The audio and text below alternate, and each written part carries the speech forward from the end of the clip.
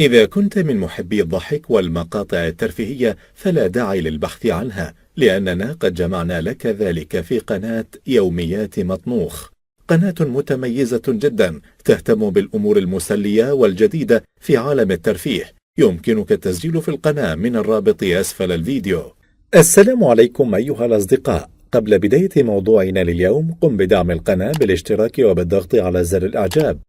هناك عدد من الأماكن التي يمكن أن تسبب لك عواقب وخيمة إذا أردت العيش فيها، أو ربما مميتة في بعض الأحيان. هذا هو الحال في أريزونا، حيث يعاني سكانها يوميا وكأنهم في نضال دائم يواجهون الموت وجها لوجه، حيث تعتبر أريزونا الأمريكية هي أسخن منطقة على وجه الأرض، بحيث أن درجة الحرارة تصل إلى 60 درجة مئوية، وهذه الدرجة من الحرارة كفيلة بقتل أي شخص يتعرض لها في غضون 10 دقائق. حتى إشارات المرور وسلة المهملات ومعظم الأشياء البلاستيكية قد ذابت بسبب درجة الحرارة. والغريب أن السكان المحليين لا يريدون ترك هذه المنطقة رغم المعاناة التي يعيشون فيها. حتى الحيوانات تموت يوميا بسبب ضربات الشمس التي تتعرض لها.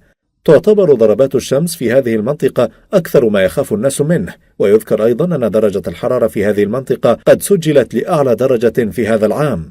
تظهر الولاية بأكملها على شكل لون أرجواني في خرائط الطقس نظرا لشدة حرارتها، ما جعل خبراء الأرصدة الجوية يتعجبون من هذا الطقس. في الحقيقة يعاني السكان المحليون معاناة كبيرة للبقاء على قيد الحياة، بحيث يتخذون إجراءات يائسة لتنقذهم من الموت هنا، حيث قام شاب بتحميل مقطع فيديو على الإنترنت بعنوان كيف تطهو البيض على الشمس في منتصف النهار، حتى إنه يمكنك أن تطهو كعكة في دقائق معدودة وأنت في السيارة. السكان المحليون يقضون معظم أوقاتهم أمام المكيفات الهوائية فقط من أجل الهواء.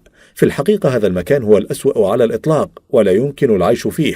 اكتب لنا رأيك في التعليقات. هل يمكنك العيش في مثل هذا المكان؟